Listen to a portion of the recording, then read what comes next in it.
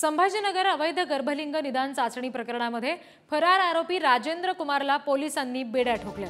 मुख्य सूत्रधार डॉक्टर सतीश सोनावणेच्या डायरीमधून मोठी नावं उघड झाली आहेत। गर्भलिंग निदान चाचणी रॅकेटमधील एजंट्सना महिन्याकाठी 8 लाख रुपये मिळायचे अशी माहिती देखील उघड झाली आहे।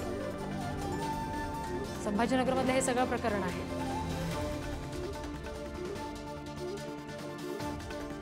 गर्भलिंग निदान जे अवैध पद्धतीने सुरू होतं या सगळ्यामध्ये अनेक मोठी नावं उघड झालेली आहेत। फरार आरोपी होता राजेंद्र कुमार, ज्याला पोलिसांनी आता बेड्या ठोकलेल्या आहेत।